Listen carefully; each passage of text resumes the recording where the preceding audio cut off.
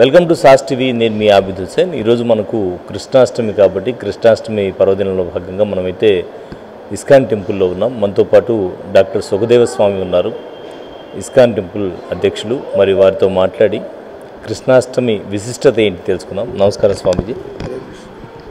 స్వామీజీ, కృష్ణాష్టమి విశిష్టత ఏంటి? మామూలుగా భక్తి ప్రతిరోజు చేయాలా, కానీ మనం చూస్తున్నాం జనాలకి అంత ఓపిక లేదు, అంత టైము లేదు, అంత శ్రద్ధ లేదు. అటు కనీసం ఇట్లాంటి పండగ రోజుల్లో కొద్దిగా ఈరోజు పండగ రోజు మనం కనీసం ఈరోజు పోయి కొద్దిగా ఆ భజనలో పాల్గొవాలా, దర్శనం చేసుకురావాలా. ఈ రకంగా ఏ విధంగా బర్త్డే అప్పుడు ఒక వ్యక్తి సంతోషంగా ఉండి గిఫ్ట్లు ఇస్తూ ఉంటాడు, అలాగే జన్మాష్టమి రోజు కనీసం వస్తే భగవంతుడు మన మీద అనుగ్రహం చూపిస్తాడని మన నమ్మకం. అలాగే కృష్ణాష్టమి పురస్కరించుకొని అంటే అష్టమి నాడే శ్రీకృష్ణ జన్మాష్టమి అంటారు కదా, అష్టమి నాడే రావడానికి కారణం ఏమన్నా ప్రత్యేకమైన కారణం ఉందా?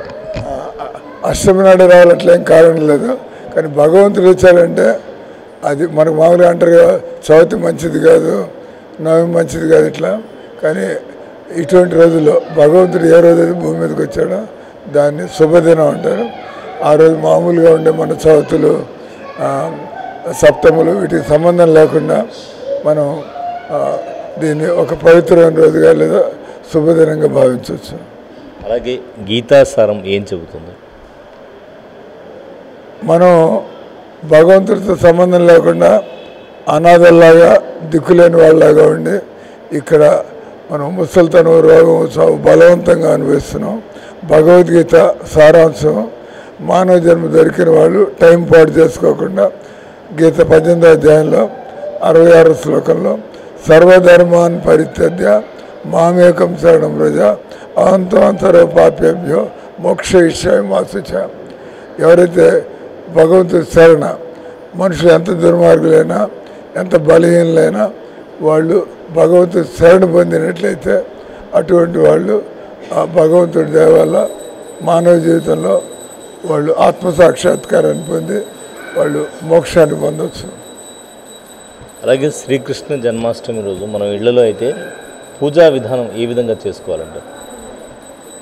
మామూలుగా జన్మాష్టమి రోజు ఉపవాసం ఉండాలి. కృష్ణుడు రాత్రి 12 గంటలకి ఆయన ఈ భూమి మీద అవతరించినటువంటిది కదా. ఆ టైం దాకా జాగరణ ఉండి మనం ఉపవాసం ఉండి ఆ సమయాన్ని మనం జపం చేసుకోవడం కానీ, లేదా భాగవతం చదువుకోవడం కానీ, లేదా మందిరానికి వెళ్ళి పెద్ద ఎత్తున ఉత్సవం ఉంటుంది, దానిలో మనం వాలంటీర్ సర్వీసెస్ చేయడం కానీ, రాత్రి 12 గంటలకి ఉయ్యాల్లో బాలకృష్ణుడు ఉయ్యాల్లో లాగి ఆ భగవంతుని మహాహారతిని చూసి ఆ తర్వాత మనం వ్రతాన్ని వదిలిపెట్టి ఆ దైవ ప్రసాదాలు తినొచ్చారు.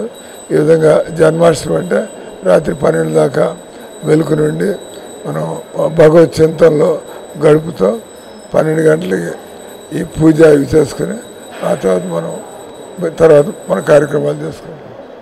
అంటే కృష్ణాష్టమి రోజు ఇళ్లలో పిల్లల పాదాలు మామూలుగా అచ్చులు వేస్తూ ఉంటారు కదా, దీని వెనుక ఏమైనా ప్రత్యేకమైనటువంటి కారణం ఉందా? ఇంతకుముందు కూడా మేము అన్ని చోట్ల చదువుతూ ఉంటాం. ఈ సంసారంలో వస్తువుకి శబ్దానికి, వస్తువుకి పదానికి తేడా ఉంటుంది. పదం అనడం వల్ల మనకి లాభమే లేదు, ఆ వస్తువు కావాలి మనకి. కానీ భగవంతుడి విషయంలో మనం భగవన్నామం అంటూ కూడా మనకి బలహీనతలు పోయి మనకి ఆనందం కలిగి భగవంతు అనుభూతి కలిగి ఈ పాదాలు వీటన్నిటి అర్థం. ఎవరితో కృష్ణుడిని స్మరిస్తూ ఇంట్లో పాదముద్దలు వేసుకుంటే నిజంగా మనకి ఎంతో ఆనందం కలుగుతుంది. లేకపోతే ఎందుకు వేసుకుంటూ ఉంటారు అందరు జన్మాష్టమి ఇళ్ళలో బుల్లి కృష్ణుని పాదాలు వేసుకుని దేవుడు మన ఇంట్లోకి వచ్చాడు. That is true. ఆ సమయానికి కొంత మనకి ఎనర్జీ వస్తుంది మనకి. అంటే ఎనర్జీ అంటే గుర్తొచ్చింది, ప్రధానంగా మిగతా టెంపుల్స్లో జరిగేటువంటి పూజల కంటే కూడా ఇస్కాన్ మందిరాల్లో కానీ కృష్ణ మందిరాల్లో కానీ జరిగేటువంటి పూజలు కానీ భజనలు కానీ ఎక్కువ ఉత్సాహం అనేది కనిపిస్తూ ఉంటుంది, చాలా ఎనర్జెటిక్గా ఉంటాయి. మీరు అన్నట్టు కారణం ఏంటి? మామూలుగా మనం డ్రైవింగ్ నేర్చుకోవడానికి మ్యాథమెటిక్స్ నేర్చుకోవడానికి గురువులు ఉంటారు. మరి తెలియని దేవుడు కనిపించని దేవుడిని తెలుసుకోవడానికి మనకి తప్పనిసరిగా గురువు కావాలి. తర్వాత మనం ఇష్టం వచ్చినట్టు గుడి నమ్మకాలు సెంటిమెంటల్ కాకుండా మనం శాస్త్రాలు తెలుసుకోవాలా, మనకి నేర్పించేటువంటి గురువు అనేవాడు ఉండాలా. తర్వాత మనం రోజు చేయాలా. ఆ రకంగా సాధన చేస్తుంటే రక్తి కడుతుంది మనకు బాగా అనుభవంగా. అప్పుడు అందుకని మీరు ఇస్కాన్ మందిరాల గురించి ఉత్సాహం చూస్తారు. అంటే ఇది రోజు జరిగింది. మీరు అంటున్నారు జన్మాష్టమి, మాకు రోజు జన్మాష్టమి. ఇక్కడ ఉదయం 4:30 నుంచి రాత్రి 8 దాకా 6 మాటలు భజనలు, పూజలు, 2 మాటలు గంట సేపు క్లాసులు రోజు. జన్మాష్టమి రోజంతా చేస్తాం. అంటే ప్రధానంగా కృష్ణాష్టమి రోజు తీసుకుంటే ఈసారి ఇస్కాన్ టెంపుల్లో ఎలాంటి కార్యక్రమాలు నిర్వహిస్తూ ఉన్నారు? మేము జన్మాష్టమికి ఇయర్ రౌండ్ అప్ అంటాం. ఇస్కాన్ వాళ్ళకి జన్మాష్టమి అనేది అతి ముఖ్యమైన పండుగ. కాబట్టి మేము ప్రతి సంవత్సరం కూడా ఈ సంవత్సరం జన్మాష్టమి 24 స్మారిక సావనీరు. ఈ సంవత్సరం అంతా ఏం ప్రోగ్రాంలు చేసాం, దేవుడి గురించి కొత్త ఆర్టికల్స్ అనువాదాలు చేయడం కానీ, దాన్ని మనం మన శబ్దాల్లో రాయడం కానీ, దీంతో చేసినటువంటి పుస్తకాన్ని రేపు రిలీజ్ చేస్తాం. అదేవిధంగా కొన్ని కొత్త పుస్తకాలు, ఉదాహరణకి ఈ రోజుల్లో హిందువులని ముస్లింలని ఇట్లంతా గొడవలు ఉన్నాయి. నేను పుస్తకాన్ని తయారు చేస్తాను. దాని పేరు మతం మార్పిడి కాదు, మనసు పరివర్తన కావాలి. లేదా నిజంగా దేవుడు అనేవాడు అంటే వాడు మతాలకు అతీతం, హిందువులు కాదు, ముస్లింలు కాదు, వీటన్నిటి పైన దేవుడు, అందరికీ ఒక్కటి దేవుడు. ఇట్లా మేము ఇది జరుగుతున్నటువంటి పరిస్థితిని చూస్తూ ఆ భగవద్గీత కొన్ని ఐడియాస్ తీసుకుని కొన్ని పుస్తకాలు తయారు చేస్తూ ఉంటాం. చదువుకున్న వాళ్ళకి అది చదివితే ఇది కరెక్ట్గా ఉంది, this is right approach to God. ఎందుకంటే మీరు అన్నట్టు కులము మతము మనం ఈరోజు కొట్టుకునేటువంటి, అంటే అది రాజకీయ పరంగా జరుగుతుందా ఎలా జరుగుతుంది పక్కన పెడితే, అటువంటి పరిస్థితుల్లో మీరు అన్నట్టు అందరికీ దేవుడు ఒక్కడే. ఎందుకంటే ఎవరిలో ఏ మార్పులు లేవు, అందరూ మానవులే.